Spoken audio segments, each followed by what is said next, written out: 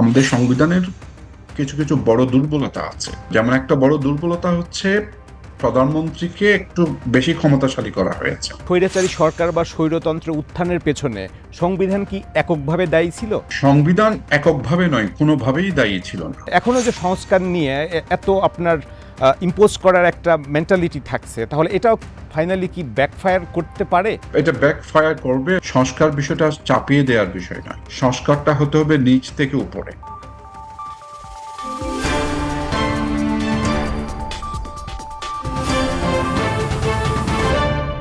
প্রিয় দর্শক, টিবিএসের নিয়মিত আয়োজন রোড টু ইলেকশন আপনাদের স্বাগতম। অস্ট্রেলিয়া থেকে আজ আমাদের সাথে আলোচনায় যোগ দিয়েছেন ঢাকা বিশ্ববিদ্যালয়ের আইন বিভাগের সাবেক অধ্যাপক, সাংবিধানিক রাজনীতিক বিশ্লেষক রিদওয়ানুল হক। রিদওয়ানুল হক, আপনাকে আমাদের আলোচনায় স্বাগতম। ধন্যবাদ আপনাকে আমাকে আমন্ত্রণের জন্য। আমাদের এখানে যে অভ্যুত্থান হলো, একটা স্বৈরচারী সরকার বা স্বৈরতন্ত্রের বিরুদ্ধে অভ্যুত্থানটা হয়েছে। এই যে স্বৈরাচারী সরকার বা স্বৈরতন্ত্রের উত্থানের পেছনে সংবিধান কি এককভাবে দায়ী ছিল, নাকি দেশের রাজনৈতিক সংস্কৃতি, রাজনৈতিক দলগুলোর ভিতরে গণতন্ত্রহীনতা, আরও অনেকগুলো ফ্যাক্টর কাজ করেছে? সংবিধান এককভাবে নয়, কোনোভাবেই দায়ী ছিল না। আমি অনেক সময় বলেছি অনেক জায়গায় যে আমাদের সংবিধানের কিছু কিছু বড় দুর্বলতা আছে। হ্যাঁ, সেগুলোতে হয়তো কিছুটা দায়ী ছিল। যেমন একটা বড় দুর্বলতা হচ্ছে প্রধানমন্ত্রীকে একটু বেশি ক্ষমতাশালী করা হয়েছে, এবং সেটা কিন্তু সেই দিন করলো নট দ্যাট, ওরকম না বিষয়টা। 1972-তে যখন সংবিধান অ্যাডপ্টেড হয়, সংবিধান গ্রহণের দিন আমাদের সংবিধান দিবস আমরা বলি 4 নভেম্বর 1972, তখনই কিন্তু এই বিধানটা ছিল। প্রধানমন্ত্রী নির্বাহী বিভাগের প্রধান, তবে কিন্তু বলা আছে সংবিধানের কর্তৃত্বে এবং অধীনে উনি তার ক্ষমতা প্রয়োগ করবেন। তো দুর্বলতা সেটা ছাড়া আরো বেশ কিছু দুর্বলতা আছে, অনেক আছে, কিন্তু সেগুলোর কারণেই যে স্বৈরাচার উত্থান হয়েছে, নট দ্যাট, সেটার কারণ নয়। যেই সরকার স্বৈরাচারী হয়ে গেল, সেই সরকার কিন্তু 2008-এর নির্বাচন এবং এর আগে 1996 নির্বাচন করে ক্ষমতায় এসছে। 1996-তে নির্বাচিত হয়ে আসার পর শেখ হাসিনা সরকার গণতান্ত্রিক সরকারে ছিল রিলেটিভলি। আমি বলি আমাদের পোস্ট 1990 পরবর্তী সময়ের গোল্ডেন টাইম হচ্ছে সেই 1991 থেকে 2000 সাল বা 2001 পর্যন্ত। আওয়ামী লীগের প্রথম দফা এবং বিএনপির প্রথম দফা, এই কি সংবিধান ছিল। এরপর থেকে কিন্তু বিচ্যুতিগুলো শুরু হয়। বিচ্যুতিগুলো দুটো কারণে হয়। একটি হচ্ছে আমাদের অভ্যন্তরীণ রাজনৈতিক অপসংস্কৃতি বা সংস্কৃতি, যেটাতে একজন ব্যক্তিকে, একটি পরিবারকে আহ, আমরা অতিরিক্তভাবে মূল্যায়ন করি। সবকিছু একতান্ত্রিকতা আছে এখানে দলের মধ্যে, এবং সেই কালচার কিন্তু এখনো আছে। আমরা অতিরিক্ত পূজা করি, মানুষদেরকে প্রশংসা করি, এবং নিজেদের দলের মধ্যে বড় বড় জাতীয় নেতারাও কিন্তু প্রধানমন্ত্রীর কোনো ডিসিশনকে বিরোধিতা করে না। এটা গণতন্ত্রের সাথে সম্পূর্ণভাবে অসঙ্গত বা অসামঞ্জস্য। গণতন্ত্রের গণতন্ত্র একটা বিষয় বলা হয়, prime minister is the first among the equals. এটা হায়ারার্কি নয়, উনি রাজা বাকিরা প্রজা, সেরকম নয়। First among the equals. 10 জন আছে ক্যাবিনেটে, 10 জনই ইকুয়াল, কিন্তু প্রথম যে গুনতে শুরু করতে হবে একজনকে দিয়ে, সেই একজনটা হচ্ছে প্রধানমন্ত্রী, উনি হচ্ছে ফার্স্ট, কিন্তু সবাই ইকুয়াল। সেই স্পিরিটটা নাই, কালচারের কারণে এটা একটা হয়েছে। আরেকটা কারণে হয়েছে, সেটি হচ্ছে সংবিধান তো একই সাথে কিছু পদ্ধতিও বলে দেয়, যেমন নির্বাচনটা কিভাবে হবে।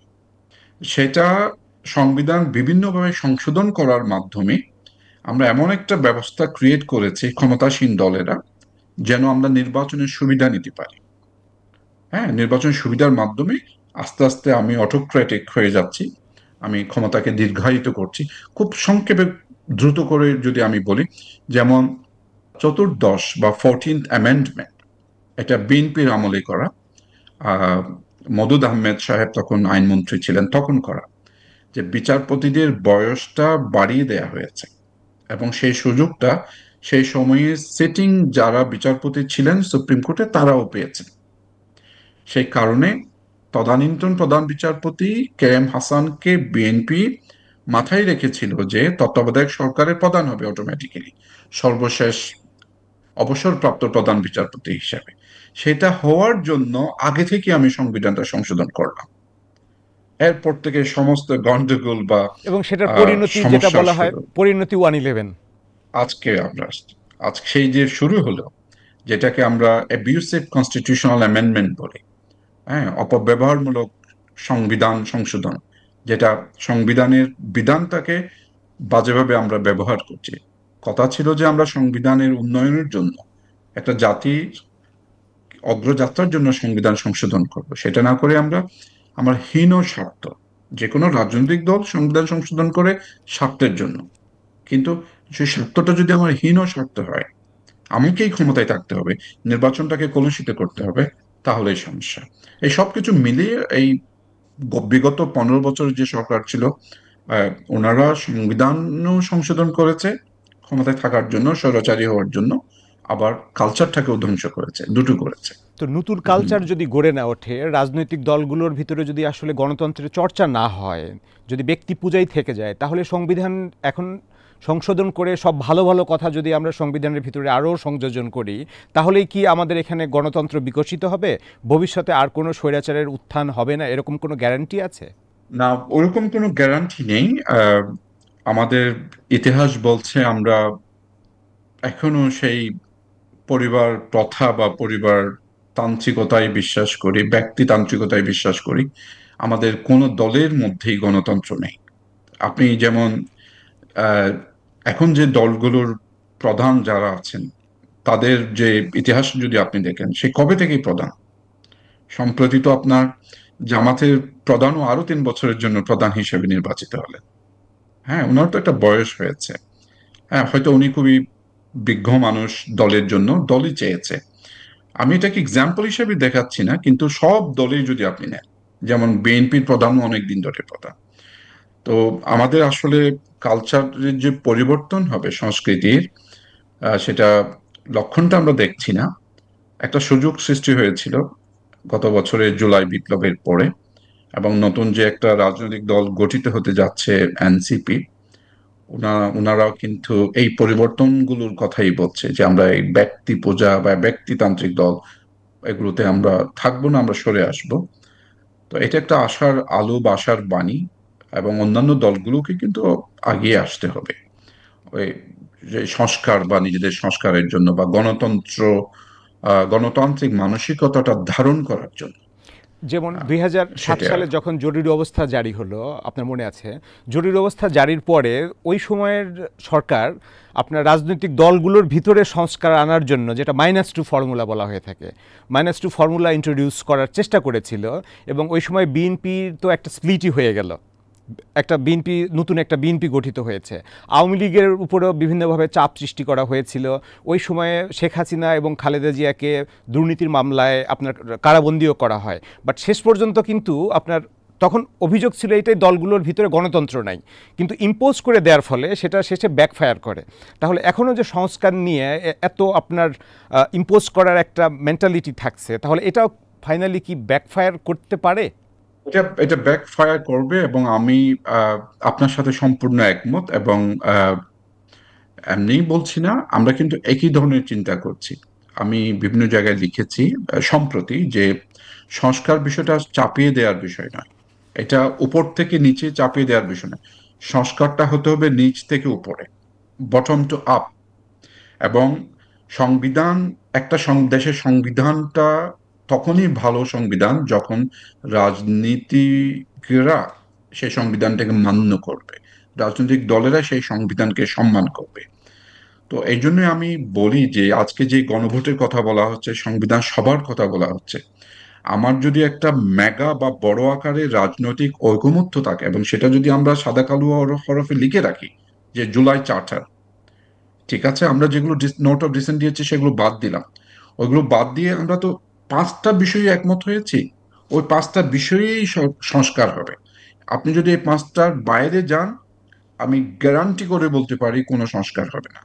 যেমন এই যে চলমান যে আলোচনাটা হচ্ছে, তার কি কোনো অ্যাচিভমেন্ট নাই? অ্যাচিভমেন্ট আছে, আমি যতটুকু জানতে পেরেছি। ফর এক্সাম্পল, উদাহরণস্বরূপ, যেমন সব দল একমত হয়েছে পরপর 2 টার্মের বেশি কোনো ব্যক্তি প্রধানমন্ত্রী থাকবেন না, অর্থাৎ সর্বোচ্চ 10 বছর বা 8 বছর যদি আমাদের 5 বছরের সরকার। তো সেটা তো বড় একটা বিষয়। এরকম আরো কিছুতে একমত হয়ে গিয়েছে। তো এর বাইরে সংস্কার যদি চাপিয়ে দেওয়া হয়, যেমন 2007-08-এ যে সংস্কারের কথা বলা হচ্ছিল রাজনৈতিক দলের, সেগুলো রাজনৈতিক সরকারের সময় সংস্কারের বিষয় নয়। সেটা একটা, সেই সময়ের সরকারকে আমরা বলতাম সেনা সমর্থিত তত্ত্বাবধায়ক সরকার। সত্যিকার অর্থেই কিন্তু তাই।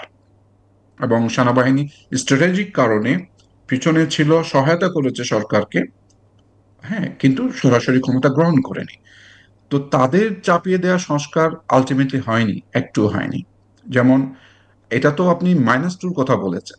যেমন আজকে কিছুদিন আগে আহ, আপনি খেয়াল করেছেন বা আমাদের নাগরিকেরা খেয়াল করেছেন, সুপ্রিম কোর্টের বিচারপতিদের নিয়োগের জন্য একটি অধ্যাদেশ জারি হয়েছে।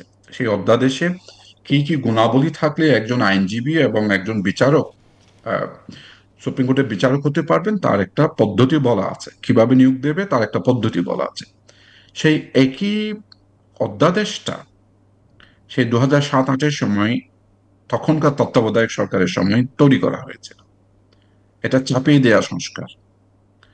এবং এটা যখন পার্লামেন্ট হয় 2009-এ, যখন সরকার ক্ষমতা নেই, আওয়ামী লীগ সরকার, তারা এই অধ্যাদেশটি পাশ করেনি।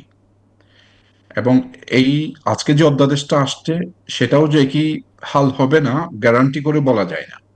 তাই এই ধরনের সংস্কার, বিচার বিভাগের স্বাধীনতা হোক, আহ, সংবিধানের সংশোধনী হোক, বা পলিটিক্যাল পার্টির ভিতরকার কালচার হোক, যেমন একই ব্যক্তি বলা হচ্ছে প্রধানমন্ত্রী এবং দলের প্রধান হতে পারবে না, এই জিনিসটা যদি আমি উপর থেকে চাপিয়ে দিই, এই যে সংস্কার আদেশ বলে যদি আমি সরকার আদেশ পাশ করে দেয়, এটা সংস্কার করতে বাধ্য থাকবে, এটা কিচ্ছু কাজ হবে না। যদি রাজনৈতিক দলগুলো নিজেরাই বলে যে আমরা, এটা কিন্তু অবাস্তব বা সম্ভব হবে না সেরকম বিষয় নয়। আপনি ভারতে দেখেন, ভারতে প্রধানমন্ত্রী নরেন্দ্র মোদী, কিন্তু উনি দলের প্রধান না। এটা কিন্তু আমরা ওনাদের হাতেই ছেড়ে দিতে পারি। সেই জায়গায় যদি আমি চাপিয়ে দেই তাহলে হবে না। সংস্কারের মূল যে বিষয় হচ্ছে, সেটা সম্মতি থাকতে হবে, জনগণের সম্মতি। হ্যাঁ, জনগণের সম্মতি ছাড়া সংবিধানের যাত্রা হয় না। সংশোধনী বলেন, নতুন সংবিধান বলেন, দ্বিকক্ষ বিশিষ্ট পার্লামেন্ট বলেন, জনগণ কারা? জনগণের আপনি সরাসরি গণভোটে দিতে পারবেন, তখন গণভোটে উদ্বুদ্ধ করার দায়িত্ব আবার রাজনৈতিক দলের। তখন তো ওখানেই একই কম্পিটিশনটা হবে না, ঠিক আছে আমার দলের সাপোর্টাররা বা ভোটাররা এই গণভোট পাস করবে না, তখন আবার পোলারাইজেশন হবে, বিভক্তি হবে দেশের মধ্যে, দলের মধ্যে। আপনি যেমনটা বলছিলেন যে আমাদের হুম। রাজনৈতিক সংস্কৃতিতে আসলে পরিবর্তনের তেমন কোনো লক্ষণ দেখা যাচ্ছে না। তো 2007-এর কথা আমরা বললাম, ওই সময়ের তিক্ত অভিজ্ঞতার ফলেই কি এবারে আসলে রাজনৈতিক দলগুলোর ভিতরেও যে সংস্কার দরকার সেটা কোনো আলোচনায় আসেনি? এবার আমরা অনেক বড় সংস্কারের দিকে যাচ্ছি, যেমন সংবিধান সংস্কার, জুডিশিয়ারি সংস্কার, জনপ্রশাসন সংস্কার, পুলিশ সংস্কার, এরকম প্রায় 1 ডজনের মতো সংস্কার কমিশনও গঠন হয়েছে। তো এর ভিতরে আরেকটা প্রস্তাব যেটা এসেছে, মানবাধিকার কমিশন এবং দুর্নীতি দমন কমিশনকে সাংবিধানিক মর্যাদা দেওয়া। তো এই দুটো প্রতিষ্ঠানকে সাংবিধানিক মর্যাদা দিলেই কি আমাদের দেশে মানবাধিকার পরিস্থিতির উন্নয়ন ঘটবে, দুর্নীতি কমে যাবে? প্রথমত এই দুটোকে সাংবিধানিক মর্যাদা দেওয়ার বিপক্ষে। আর দ্বিতীয়ত হচ্ছে আমি কোন পক্ষে সেটা ইম্পর্টেন্ট নয়। সরকার বা সামনে যে পার্লামেন্ট আসবে, ওনারা যদি সেটা করেন, এটার সুফলটা পাওয়া যাবে না। কারণ সংবিধানে তো অনেক ভালো জিনিস বলা আছে। সংবিধান মান্য করলে তো গত 15 বছর আমরা গণতন্ত্রহীনতায় থাকতাম না, স্বৈরাচারের উত্থান হতো না আসলে। এই সংবিধান অনুযায়ী তো আগে সরকার চলেছে, সুষ্ঠুভাবে ক্ষমতা হস্তান্তর হয়েছে, নির্বাচনটাকে এতটা কারসাজি করা হয়নি বা কারসাজি করাই হয়নি আসলে। অনেকেই 2008-এর নির্বাচনকে নিয়েও বিতর্ক করেন, কিন্তু আমি বলি যে তারপরেও এটা তত্ত্বাবধায়ক সরকারের সময় হয়েছে। আন্ডার কারেন্ট বা স্রোতের নিচের অন্যান্য স্রোত স্রোত ছিল, কিন্তু এটা একেবারেই কারসাজি করা হয়নি। তো একইভাবে আমার মানবাধিকার কমিশনের যে দুর্বলতাটা, সেটা সংবিধান স্থান পেলেই যে খুব বেশি একটা কাজ হবে নোট দেয়। সম্প্রতি এটা অধ্যাদেশ সংশোধনের তোড়জোড় চলছে, ড্রাফট হয়ে গেছে, খসড়া হয়ে গেছে, আমার দেখার সুযোগ হয়েছে। হ্যাঁ, আমি বলতে পারি যে পুরনো আগের যে আইনটা আছে মানবাধিকার অধ্যাদেশ আইন, তার থেকে নতুন যে খসড়াটা হয়েছে চোখে পড়ার মতো কোনো পরিবর্তন আমি দেখিনি। দু একটা জায়গায় একটু পরিবর্তন এসছে। আমি কিছু সাজেশনও দিয়েছি যেন এটা সত্যিকার অর্থে একটা স্বাধীন একটা সংস্থা হয়। আহ, আমার কাছে আহ, পরামর্শ চাওয়া হয়েছিল। তো সেটাই বলছি আর কি, যে এটা আসলে কালচারের বিষয়। একটু খুব ছোট্ট করে বলে রাখি, আগের মানবাধিকার কমিশন কেন ফাংশন করতে পারছে না ঠিক মতো? দুটো কারণে। একটি হচ্ছে এই মানবাধিকার কমিশনের ধারণাটা, এটা আমাদের রাজনৈতিক সংস্কৃতি থেকে উঠে আসেনি। এটা ওয়ার্ল্ড ব্যাংককে চাপিয়ে দেয়া রিফর্ম। এটা সেনা যদি আমাদের সমর্থিত সরকারের সময়ই রাজনীতিবিদেরা, এসেছিল। হ্যাঁ, রাজনীতিবিদেরা যদি নিজেদেরকেই আলাপ আলোচনা করে একটা সাংবিধানিক প্রতিষ্ঠান বা ফোর্থ চেম্বার প্রতিষ্ঠান আমরা বলি, যে আমরা যেন অন্যায় না করতে পারি বা মানুষের অধিকার জন্য কেউ হরণ না করতে পারে, এই কমিশনটা আমরা প্রতিষ্ঠা করব, তাহলে একটু ভিন্ন ভালো একটা আইন হতো। সেটা হয়নি। এটা একটা বিষয়। সেকেন্ড আরেকটি কারণে সেটা কাজ করছে না, সেটি হচ্ছে ডে ওয়ান থেকে আইনে বলা আছে এটা স্বাধীন, এভাবে এভাবে আমরা নিয়োগ দিব, কিন্তু সরকারের যে হস্তক্ষেপ, সেক্রেটারি থেকে শুরু করে স্টাফদেরকে দেয়া থেকে শুরু করে কাকে কমিশন মেম্বার করব সবগুলো থেকে হস্তক্ষেপ। তো আমাদের এই ধরনের সাংবিধানিক প্রতিষ্ঠানগুলোর উপর হস্তক্ষেপটা বন্ধ করতে হবে। দুর্নীতি দমন কমিশন, নির্বাচন কমিশন, মানবাধিকার কমিশন, এই ধরনের অনেক কিছু আছে, তাদের উপর খবরদারিটা সম্পূর্ণভাবে বন্ধ করতে হবে। যদি প্র্যাকটিস ইমপ্রুভ না করে, চর্চা ইমপ্রুভ না করে আমরা সকল ধরনের সমস্যা, সেটা সামাজিক হোক, অর্থনৈতিক হোক, রাজনৈতিক হোক, আইন প্রণয়নের মাধ্যমেই তো আমরা সমাধানের চেষ্টা করছি, এটা কতটুকু রিয়েলিস্টিক? এটা রিয়ালিস্টিক না। আমাদের এটা একটা কলোনিয়াল বা ঔপনিবেশিক একটা একটা কি বলবো, একটা বাজে একটা অভ্যাস হয়ে দাঁড়িয়েছে। কিছু হলেই আমরা মনে করি আইন লাগবে, আইন হলেই এটা সমাধান হয়ে যাবে। যে পরিমাণ বিশেষ ফৌজদারি আইন বাংলাদেশে হয়েছে শুরুর দিকে, সেই 1995-এর দিকে শুরু বা তারও আগে শুরু, 1980-83-র দিকে যৌতুক নিরোধ আইন, সেই বেস্টার রাবিয়া ভূঁইয়া তখন এরশাদের আইনমন্ত্রী, সেই সময় থেকে শুরু। যৌতুক নিরোধের জন্য তো আমার ফিনাল কোড একটা সেকশন সংশোধন করে দিলে হতো, আলাদা করে আমি আইন করলাম। সেই যে যাত্রা শুরু হলো, আমার এখন সবই স্পেশাল আইন। এটা কি লোক কিছু দেখানো হলেই আসলে? আইন তৈরি করুন। আমাদের অনেক আইন, আইন সমস্যা না, আমাদের বাস্তবায়ন তো নেই। এবং অনেক সময় আমরা করি কি, একটা আইন বাস্তবায়ন করার জন্য যেই কাঠামো দরকার, জনবল তো একটা বিষয়, কালচার বা অন্যান্য যে ইনস্টিটিউশনাল চেঞ্জ, সেগুলো না করে খুব তড়িৎ আকারে আমরা আইন তৈরি করি।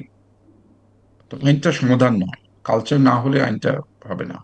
আপনার কাছে ছোট্ট করে একটু জানতে চাই, অনেক দেশের সংবিধানের বয়স ধরেন 400 বছর আছে, 450 বছর আছে, আবার অনেক দেশ আছে যারা হলো ডজন ডজন সংবিধানও বাই দিস টাইম পেয়ে গেছে।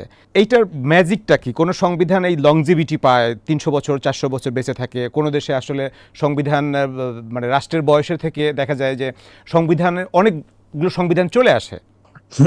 এটা খুব ইন্টারেস্টিং একটা প্রশ্ন। আমি কিছুদিন আগে এই আপনার আমন্ত্রণ পাওয়ার আগেই একটা আর্টিকেল পড়ছিলাম, বোধহয় 1990-এর শুরুর দিকে লেখা, তো 80-এর শেষের দিকে লেখা, একজন আমেরিকান স্কলার।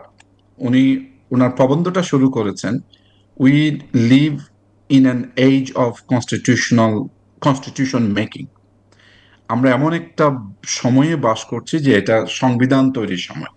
সেই 1990 সনে উনি বলছেন, এই দশকের মধ্যে বা এই সময়টার মধ্যে পৃথিবীর 70% দেশের সংবিধান হয় নতুন করে তৈরি হয়েছে অথবা অ্যামেন্ডেড হয়েছে। কিন্তু নতুন করে তৈরি হওয়ার ক্ষেত্রে আপনি খেয়াল করবেন, যেই দেশের গণতন্ত্র, আমি গণতান্ত্রিক সংবিধানের কথাই বলছি, স্বৈরতান্ত্রিক দেশ বা রাজ রাষ্ট্র রাজকীয় ব্যবস্থা মানে রয়্যাল, যে এই রাষ্ট্রপতি শাসিত না, ওই যে রাজা শাসিত রাজা শাসিত। অথবা অটোক্রেটিক, যেমন রাশিয়া, সেই সংবিধানের কথা বলছি।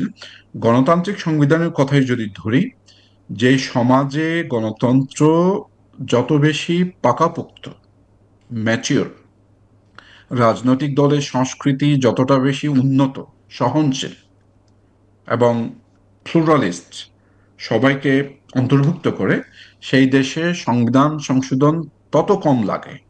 সংবিধান যে সংশোধন করতে হয় না, নট দ্যাট, ততই কম লাগবে। আপনি ইউনাইটেড কিংডমের অলিখিত সংবিধান, কিন্তু ওদের অলিখিত হলেও তো সংবিধান আছে, সংবিধানের নিয়মগুলো। এই যে তাদের এত শত বছরের ইতিহাস সংবিধানের, তাদের প্রথম রেফারেন্ডাম আসে 1920 সালে, খুব ঘন ঘন হয় না। হ্যাঁ, সেটাই আর কি। তো সেই কারণেই আপনি দেখবেন আমেরিকান সংবিধান 200 বছর ধরে বেঁচে আছে। এবং আমরা একই সময়ে একই আবহাওয়ায় ছিলাম তিনটা দেশ। আমি রাজনৈতিক আবহাওয়া যদি বলি, যে পাকিস্তান, বাংলাদেশ, ভারত। সেই 1947 সালে দুটো দেশ হলো, পাকিস্তান এবং ভারত। ভারত দেখেন আপনি অল্প সময়ের মধ্যে একটা সংবিধান পেল, এবং সেই একই সংবিধান এখনো আজ পর্যন্ত। যদিও সংবিধানটাকে এক রেখে এদের চরিত্র পরিবর্তন হয়েছে, গণতন্ত্রের ধস নেমেছে, কিন্তু সংবিধানটা একই আছে এখনো। কিন্তু পাকিস্তানের দিকে দেখেন আপনি, স্বাধীন হওয়ার 9 বছর লেগেছে প্রথম সংবিধান তৈরি করতে। তারপর ওটা কার্যকর হওয়ার আগেই বা 2 মাসের মধ্যেই 1956 এর কনস্টিটিউশন শেষ। এরপরে পাকিস্তানের সংবিধান আসে 1973 সনে। এটা মানে এই হচ্ছে সংবিধানের ইতিহাস। এবং আমাদের দেশে অনেকবার সংশোধনী হয়েছে, সেটার কারণ হচ্ছে আনস্টেবিলিটি এবং গণতন্ত্রহীনতা। আমরা 17 বা 18 বার সংশোধনী হয়েছে যে বলি, তার সাথে ফিফথ অ্যামেন্ডমেন্ট তো একটা প্যাকেজ, সেভেন্থ অ্যামেন্ডমেন্ট তো একটা প্যাকেজ। সবগুলোকে যদি ধরি তাহলে অনেকবার কাটাছাড়া হয়েছে সংবিধানের। তো এটার সাথে গণতন্ত্র, রুল অফ ল এবং উন্নত, সহনশীল, প্লুরালিস্ট, ডেমোক্রেটিক রাজনৈতিক সংস্কৃতির প্রশ্ন জড়িত রয়েছে। আমরা সংবিধান নিয়ে কথা বলছিলাম। সংবিধান সংস্কারের মাধ্যমে আগামী দিনে নির্বাহী বিভাগের জবাবদিহিতা, স্বচ্ছতা এগুলো নিশ্চিত করার কথা বলছি।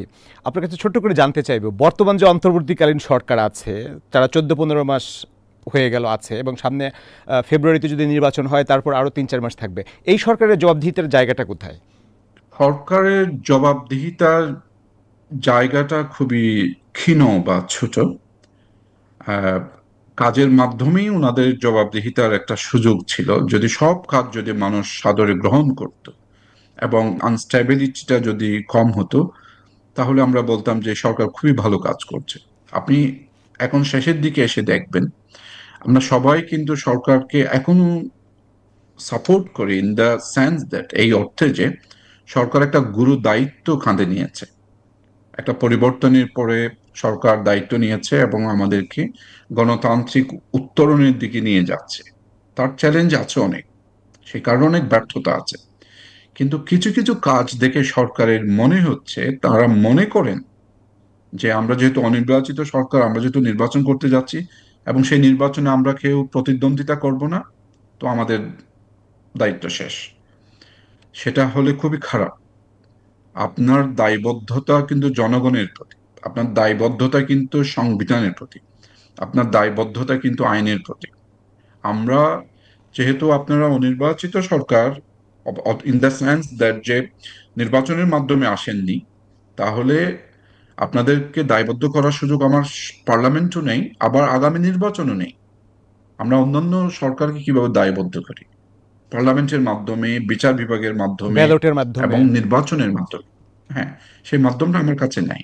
সো আপনাদের তো বিবেক বা সংবিধান, আইন, ন্যায্যতা, আইনের শাসন, দেশের মঙ্গল, জনগণের মঙ্গল এবং সকল রাজনৈতিক দলগুলোর সম্মতি নিয়ে যতটুকু সম্ভব, সব কাজের জন্য তো একেবারে চুলচেরা বিশ্লেষণ করে সম্মতি নেওয়া সম্ভব নয়, কিন্তু একটা মিনিমাম কনসেনসাস যেটা আছে সবগুলো নিয়েই করতে হবে। এ সরকার অনেকগুলো কাজ করেছে যেগুলো খুবই অ্যাম্বিশাস। 12টা 14টা কমিশন করার প্রয়োজন ছিল না, এবং একটা সংবিধান সংস্কার কমিশন, আবার ঐকমত্য কমিশন, এত অল্প সময়ের মধ্যে এগুলো খুবই চ্যালেঞ্জিং এবং কিছুটা অপ্রয়োজনীয় ছিল। কিছু কিছু বিষয় সরকারের ভাবা উচিত ছিল সবকিছু মিলে, টাইম ফ্রেম নিয়ে। রিদওয়ানুল হক, আমাদের সময় দেওয়ার জন্য আপনাকে ধন্যবাদ। আপনি ভালো থাকবেন, সুস্থ থাকবেন, নিরাপদে থাকবেন। ধন্যবাদ আপনাকে। প্রিয় দর্শক, আজ এ পর্যন্তই। আমাদের সাথে থাকার জন্য আপনাদেরকে ধন্যবাদ। আপনারা ভালো থাকুন, সুস্থ থাকুন, নিরাপদে থাকুন।